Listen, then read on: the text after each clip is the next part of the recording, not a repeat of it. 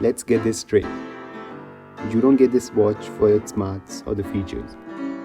You get it for the way it looks or for that 2 weeks of battery life.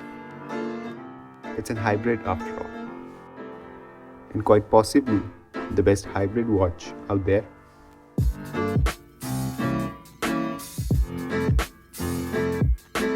No one has managed to blend the digital with the analog as well as Fossil.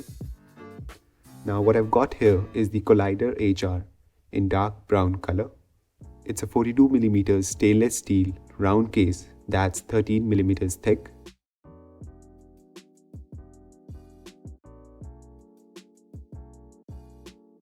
The size is smaller than expected and color darker than expected. In fact, it's too dark if you compare it with the one on their website. Doesn't look the same, right? This is too stealth for my liking, but it has grown on me. It looks and feels like a classic watch on your wrist.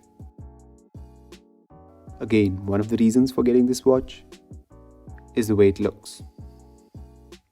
The watch strap also looks nice in person, but is kinda thick and a bit too sturdy for my liking. I'll be switching it out soon as it does support quick release bands. And if you bought the brown color like me, good luck finding matching bands. The 3 buttons on the side are all tactile except for the middle one, the one that looks like a crown but does not rotate.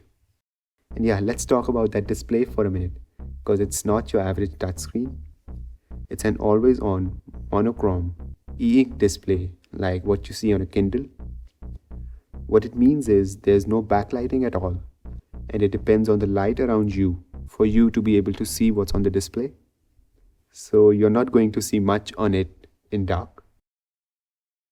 There are LEDs in the corners that shine light on the display when you double tap, but it looks like this. That's easily the worst thing on this watch. What the e-ink screen also means is the refresh rate on this thing is not as fast, and it feels tiny bit slower going around. Also, the lack of touchscreen really took some time getting used to.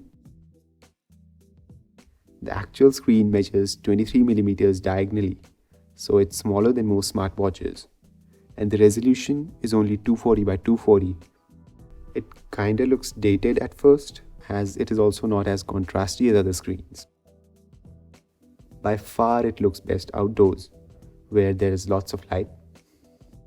For all these trade-offs, you get a display that doesn't look like a screen and 2 weeks of battery life, both of which are what makes it unlike anything else on the market.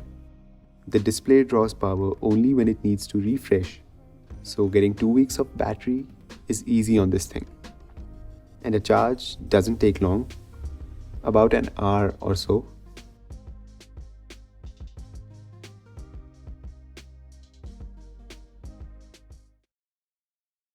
Now this watch tells time, like all the time. Okay, let's start from scratch when you first get this watch. The setup is easy and standard. You download the Fossil app, create an account,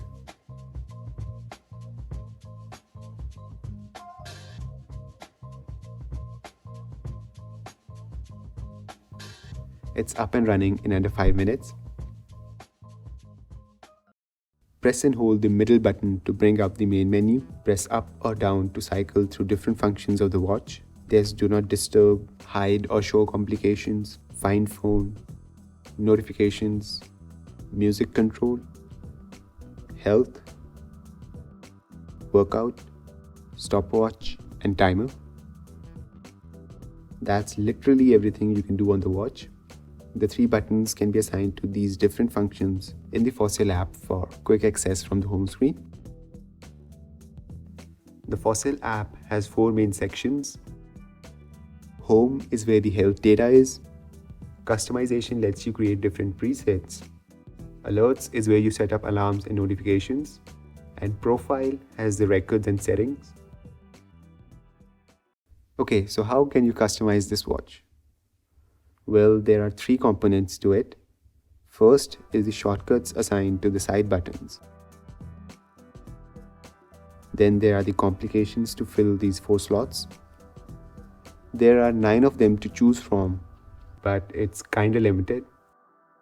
The display doesn't refreshes periodically, so the information is only updated when you do something on the watch, or you could just flick your wrist to make the hands go round and the step counter will update.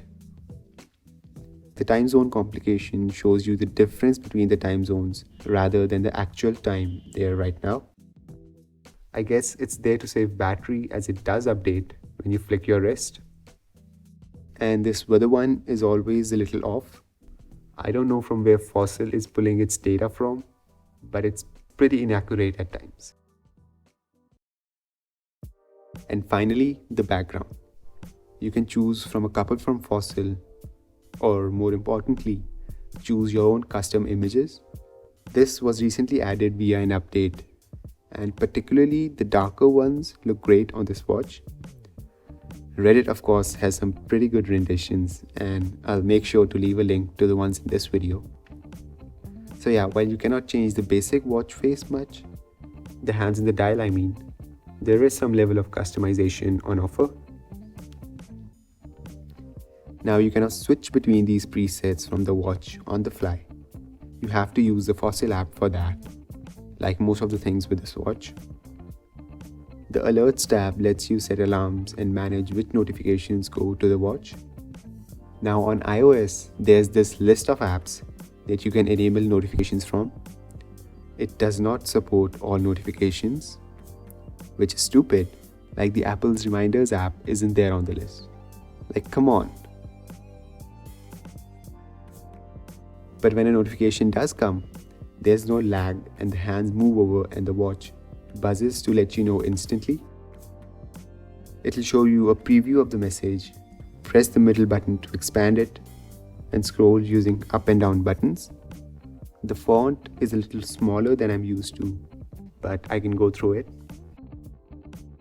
Now that buzz you get when a notification comes in, it isn't as precise as something like Haptic Engine on the Apple Watch, but it gets the job done. Now see, this thing runs custom Fossil firmware, and that has its limitations. Clear notifications on one, and it doesn't clear on the other. There's no microphone or touch input, so no replies either. You can also see who's calling on the watch, but obviously you cannot talk over it as there is no microphone, or speaker for that matter. And something else worth noting, there is no wear detection on this thing. So even if you're not wearing it, notifications will still go to the watch if it's in range. Now the last thing in the Alerts tab is Move Reminders. You can select the time after which the watch will tell you that it's time to move around. It isn't as consistent as on an Apple Watch, and it's a reminder to move, not stand. But I have gotten move reminders on this watch when I had been walking around moments ago. So yeah, take it for that.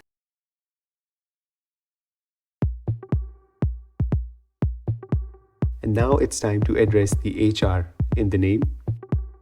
There's a heart rate sensor at the back of this watch. There's also a step counter, and it also shows you your active minutes and calories in the Wellness app. And it'll measure your heartbeat if you go down there. That's it for the Wellness app.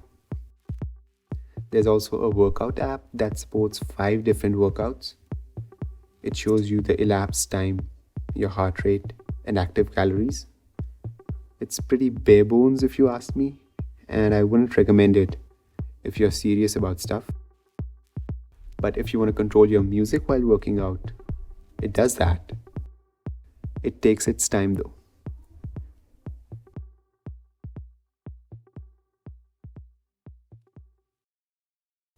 Now let's go home because that's where the health data is. There are these 4 rings here that show you your steps, activity, calories, and sleep for that day compared to your set goal. Below that are these individual sections. The data is all there, but it doesn't tell you what to do with it.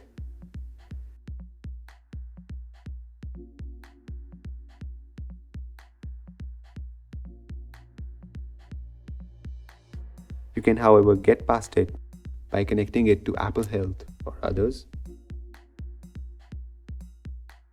Now, it only works with the Health app, so the rings wouldn't work, but it does show you your insights and highlights in the Health app. It also lets you see a much more detailed view than the Fossil app.